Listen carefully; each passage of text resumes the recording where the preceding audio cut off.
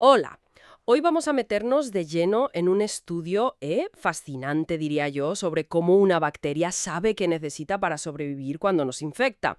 Vamos a mirar con lupa un artículo de Gauronsky y su equipo del 2009 sobre Haemophilus influenzae. Se centra en cómo aguanta esta bacteria en el pulmón. Exacto.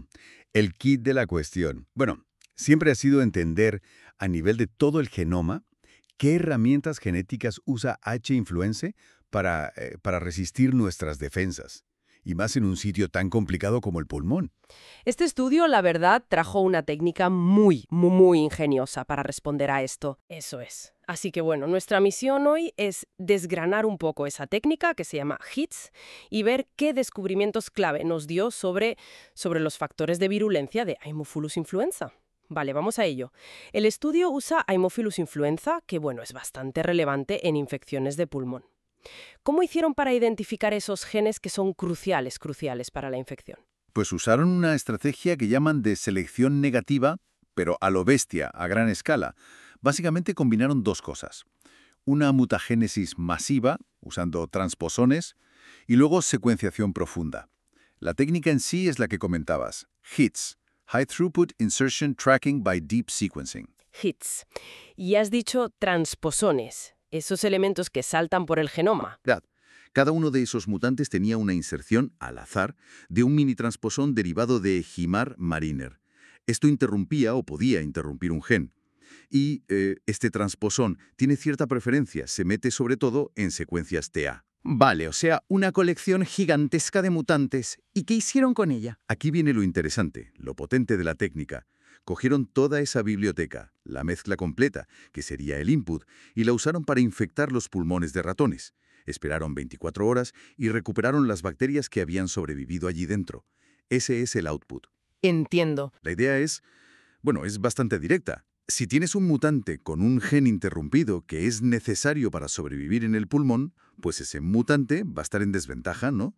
Estará menos representado en la población que recuperas, el output, o incluso habrá desaparecido. Claro. Pero, ¿cómo mides esa representación? Con 75.000 mutantes. Debe ser complicado seguirles la pista a todos. Ahí es donde entra la secuenciación masiva. Aislaron el ADN de las dos poblaciones, la inicial, el input, y la final, el output. Luego, con PCR, amplificaron de forma selectiva justo a las zonas donde el transposón se había pegado al ADN de la bacteria. Y secuenciaron millones y millones de estas uniones. ¿Millones? Sí, sí. Al mapear esas secuencias cortitas contra el genoma de referencia de H. influenzae, podían saber dos cosas.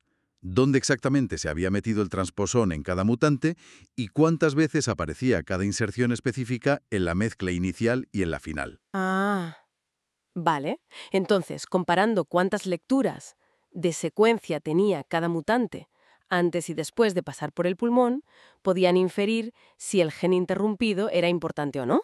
¿Y cuáles fueron los resultados clave? ¿Qué encontraron? Pues mira, primero identificaron unos 358 genes que parecían esenciales ya para crecer en el laboratorio, in vitro. Eran mutantes que ni siquiera estaban bien representados en el input. Pero lo crucial, lo que buscaban, eran los genes importantes in vivo. Y encontraron 136 genes cuyas mutaciones hacían que la bacteria se redujera significativamente en el pulmón. Hablaban de al menos 3,3 veces menos representación. 136 genes candidatos a ser factores de virulencia o necesarios para sobrevivir ahí dentro. Exacto. Esos son los candidatos fuertes. ¿Y qué tipo de genes eran? ¿Pertenecían a alguna función concreta? Había un poco de todo, la verdad. Funciones diversas. Pero sí que destacaban algunas categorías. Por ejemplo, genes para construir la pared celular, la membrana, la envoltura. Sobre todo, fíjate, genes de la síntesis del lipoligosacárido, el LPS, como GALU, ORFH, OPSX, RFAF.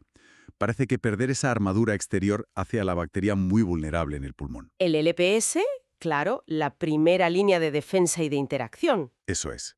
Luego también muchos genes relacionados con el transporte y el metabolismo, de aminoácidos, de nucleótidos. Esto sugiere que en el pulmón no hay barra libre de nutrientes. Que tiene que buscárselos. Efectivamente, ahí entraban genes de la respuesta estricta, como RELA y DKS, que son como el sistema de alarma para cuando faltan nutrientes, Y también para captar fosfato, el sistema PST. Interesante. ¿Algo más destacado? Sí, también genes para defenderse del estrés oxidativo, como PGDX y OxyR. Y genes de reparación del ADN, como RUB o REC. Esto indica que, bueno, nuestras células inmunes probablemente les atacan con radicales de oxígeno y ellas tienen que defenderse y reparar los daños. Tiene sentido. Es una batalla. Totalmente. Y por último, también mencionaría genes de transporte de proteínas, como el sistema TAT, TAT-ABC, que saca proteínas importantes al exterior, y otros como los homólogos AMELA, que parece que ayudan a mantener la estructura de la membrana externa, su asimetría lipídica. O sea, un panorama bastante completo de las necesidades: estructura, comida, defensa, reparación. Pero claro, esto sale de un análisis masivo. ¿Cómo confirmaron que estos genes eran realmente importantes? ¿Hubo validación? Sí, fundamental. Validaron los hallazgos de hits con dos métodos distintos, más clásicos, digamos. Primero, usaron una técnica llamada Genetic Footprinting. Es una PCR un poco especial que te permite ver físicamente, en un gel, si hay inserciones de transposón o no en un gen concreto. Ah, ¿como una confirmación más directa para genes específicos? Exacto.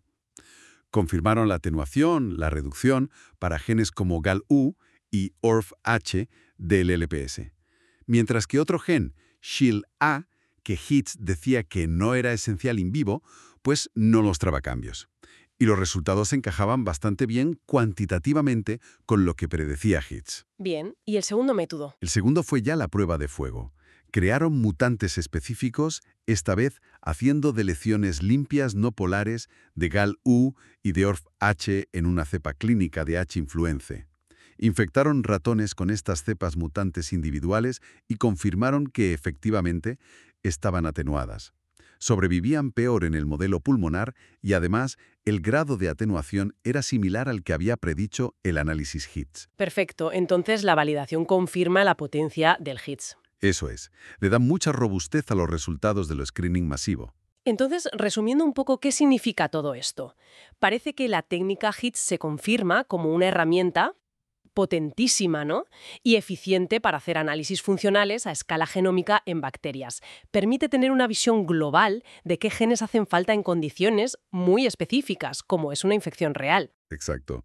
Y en este caso concreto, nos da una panorámica muy detallada de las presiones selectivas que sufre H-influenza en el pulmón.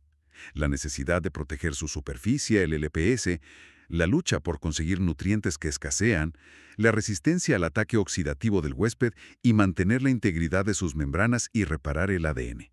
Lo fascinante aquí es cómo combinando mutagénesis a lo grande y secuenciación masiva, puedes llegar a mapear funcionalmente casi un genoma entero en un contexto biológico tan relevante como es la infección.